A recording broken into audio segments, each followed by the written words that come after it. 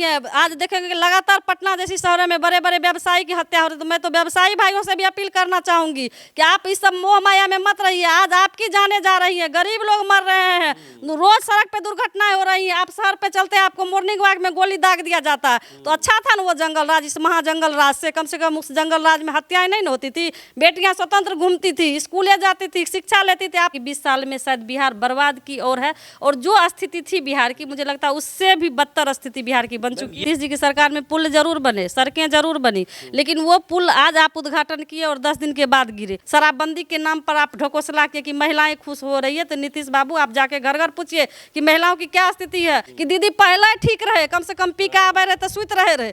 आप तो पी के आबे छे तो मारबो करे छे, घर में टेको नहीं दे छे, मने दूगो टेको वनाई पी जाए छे, घर में बाल बच्चा के खाइयो ला कते से देबे। बिहार का नेतृत्व तो दो उप मुख्यमंत्री कर रहे हैं। आपने देखा होगा नीतीश जी के हाथ में नहीं है कोई। बिल्कुल नहीं है। आपने बात कर रही हैं आपने देखा होगा कि कभी तक जब ये एनडीए की सरकार आई तब दो उप मुख्यमंत्री बने। ये कह रही हैं कि नीतीश कुमार सीएम होने के बावजूद भी उनकी नहीं चल रही है। बिल्कुल नहीं चल रही है। ये दोनों उप मुख्यमंत्री जो अगल में है बगल में है, ये दोनों बिहार को चला रहे हैं। और बिहार की चुनावी यात्रा लगातार जारी है और अभी हम मधेपुरा पहुंचे हैं।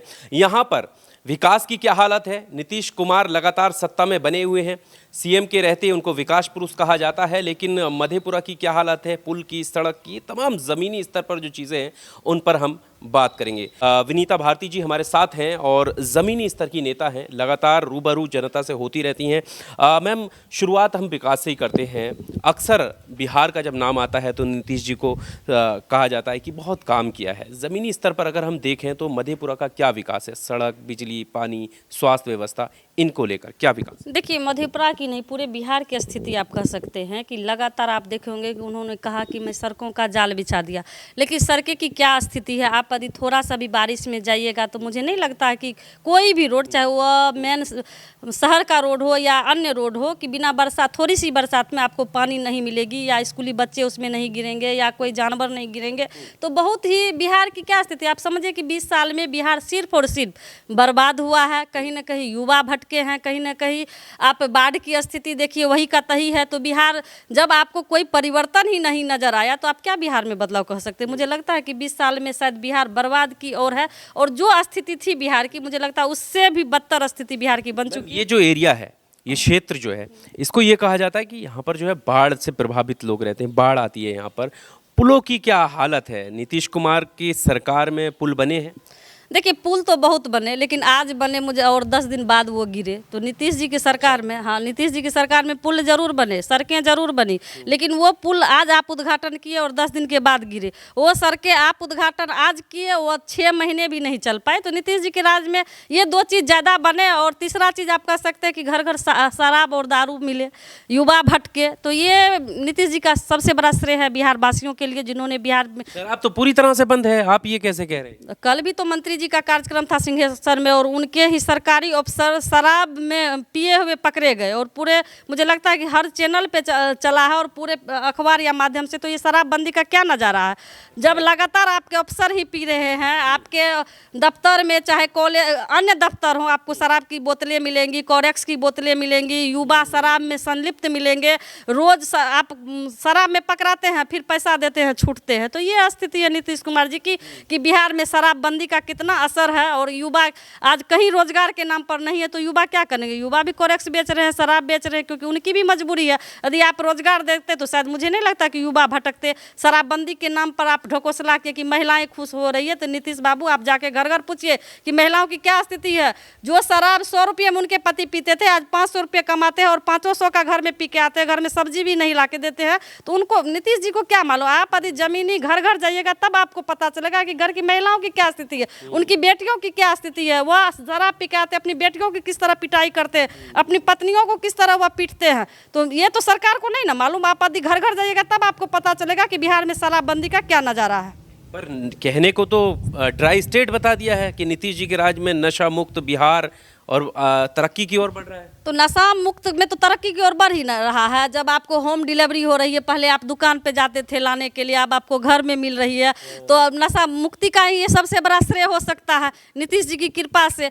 और खास करके जिस घर में यदि 10 बच्चे हैं तो मुझे लगता है कि 2 बच्चे शराब में संलिप्त हैं या नहीं संलिप्त हैं तो वो पी के आते हैं, और उनके पेरेंट्स नहीं पीते हैं तो उनके बच्चे पीते हैं, यदि और उनके बच्चे नहीं पीते हैं तो उनके पेरेंट्स पीते हैं। तो ये दुखद है ना शराबबंदी का क्या असर है। और बिहार जो राजस्व को भी घाटा हो रहा है, यदि कहीं ना कहीं शराबबंदी खुलता, मैं समर्थन में नहीं हूँ, लेकिन महिलाओं की क्या स्थिति है जब जाके देखती हूँ कि दीदी पहले ठीक रहे, कम से कम पी के आबे रहे तो सुत रहे आप तो पी के आबे से तो मारबो करे छे, घर में टेको नहीं दे छे, मने 2 गो टेको वनाई पी जाए छे, घर में बाल बच्चा के खाइयो ला कते से देबे। तो शराबबंदी की ये स्थिति है। और मैं नीतीश कुमार माननीय मुख्यमंत्री जी आपको भी कहना चाहती हूँ कि ये बिहार है, ये बिहार सबका है, सिर्फ आप यदि मुख्यमंत्री बने हैं तो सबका मुख्यमंत्री बने।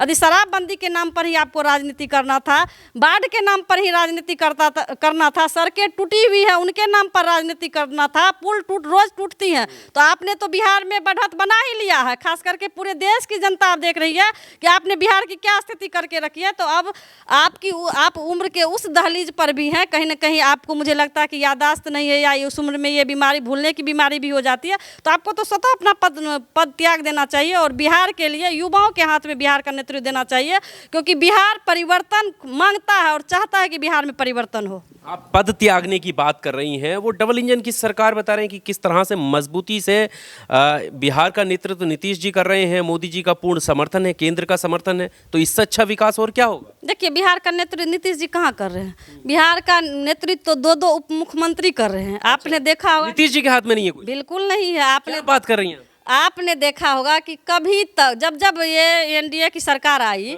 तब 2 उप मुख्यमंत्री बने, लेकिन 2 उप मुख्यमंत्री का काम गिनाइए। 5 उप मुख्यमंत्री भाजपा का भी रहा, जदयू का भी रहा, लेकिन 2 मिला है सबको। आज रेणु देवी को देख लीजिए, विजय सिन्हा को देख लीजिए, अजय चौधरी को देख लीजिए। तो आप ये कह रही हैं कि नीतीश कुमार सीएम होने के बावजूद भी उनकी नहीं चल रही है? बिल्कुल नहीं चल रही है। ये दोनों उप मुख्यमंत्री जो अगल में है बगल में है, ये दोनों बिहार को चला रहे हैं। और ये दोनों बिहार को क्या चलाएंगे? यदि बिहार के लोगों की चिंता रहती तो शायद कम से कम जितना बोलते, जो मुद्दों की बात थे वो बोलते। कम ये विपक्ष की बात ला के आप क्या जनता को जनाना चाहते हैं?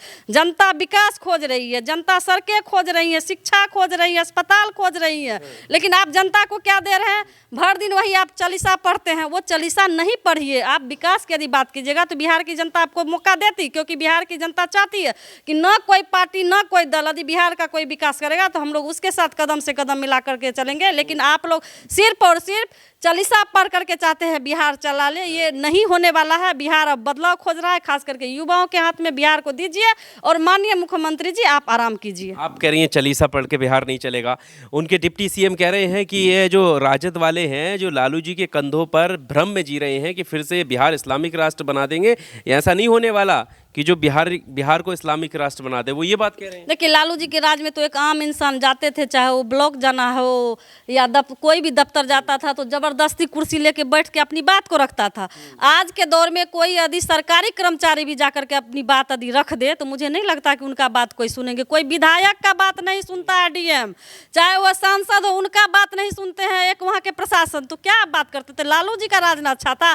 आज रोज जंगल राज बताया जाता है, रोज हत्याएं हो रही है। आज देखेंगे कि लगातार पटना जैसी शहरों में बड़े बड़े व्यवसायी की हत्या हो रही है। तो मैं तो व्यवसायी भाइयों से भी अपील करना चाहूंगी कि आप इस सब मोह माया में मत रहिए। आज आपकी जाने जा रही है, गरीब लोग मर रहे हैं, रोज सड़क पे दुर्घटनाएं हो रही हैं। आप शहर पे चलते हैं, आपको मॉर्निंग वॉक में गोली दाग दिया जाता है। तो अच्छा था ना वो जंगल राज, इस महाजंगल राज से कम उस जंगल राज में हत्याएं नहीं होती थी, बेटियां स्वतंत्र घूमती थी, स्कूले जाती थी, शिक्षा लेती थी। आप आज साइकिल के नाम पर, आज कलम क्या कहते लैपटॉप के नाम पर आप शिक्षा को बलगला रहे हैं। स्कूल में मध्याह्न भोजन के नाम पर आप शिक्षा को बता। आज शिक्षा कम और राजनीति ज़्यादा हो रही है। स्कूलों में जाकर के देखिए, पढ़ाई कम और राजनीति ज़्यादा हो रही है। तो ये हालत है नीतीश जी के राज में। आपने कहा है मैंने बहुत सारे शिक्षक को बना दिया, जाकर के शिक्षकों की स्थिति देखिए, वह कितने दूर से आते हैं, उनकी क्या स्थिति है, वह समय पर स्कूल नहीं पहुँच पाते हैं, जाम की स्थिति रहती है। तो माननीय मुख्यमंत्री जी ये सब नौटंकी आपकी नहीं चलेगी। आप कहीं ना कहीं दिग्भ्रमित हो रहे हैं, अपनी सोच को बदलिए और आने वाले समय में युवाओं के हाथ में अपना बिहार दीजिए। आपको लगता है नीतीश जी के रहते हुए बिहार में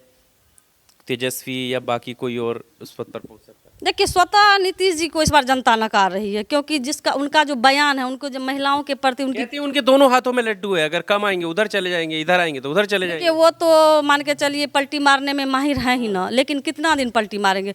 एक बार मारे, 2 बार मारे, 3 बार, अब बार बार पलटिए मारिएगा तो मान के चलिए आप स्वतः ना गिर जाइएगा। तो वही हालत है नीतीश जी का। अब उनकी ये अल्टी पलटी अब चलने वाली नहीं है, क्योंकि लोगों ने जो विश्वास जताया है माननीय तेजस्वी जी के प्रति, खास करके युवाओं में जो जोश है, जो उमंग है, आपने बिहार बंदी के दौरान देखा कि क्या नज़ारा था। क्योंकि आम लोग परेशान थे, कोई दलगत से नहीं थे, ये नहीं थे कि सिर्फ राजद को मानने वाले ही थे, लेकिन हर दल के लोग अब चाहते हैं कि बिहार का नेतृत्व एक युवा करे।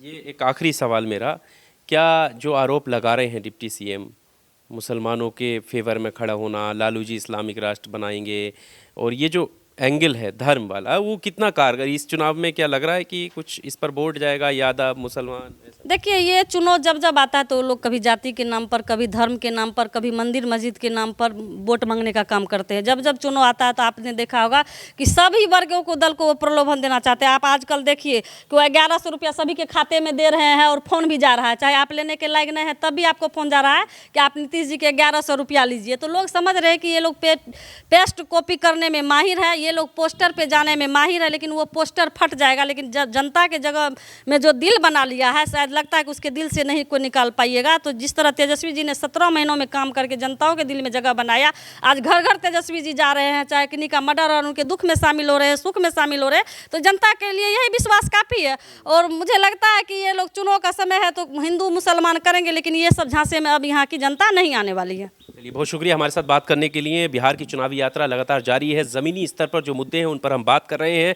और इसी तरह लगातार हम लोगों तक पहुंचते रहेंगे। आप कहां से इस इंटरव्यू को देख रहे हैं, कमेंट बॉक्स का सहारा लेकर आप ये बता सकते हैं कि कौन से क्षेत्र और कौन से एरिया में हमें कवरेज करने की ज़रूरत है, लोगों से मिलने की ज़रूरत है, विकास की असल जो हकीकत है वो जनता के सामने लाने की ज़रूरत है। हम ज़रूर वहाँ पर पहुँचेंगे, बने रहिए हमारे साथ। शुक्रिया।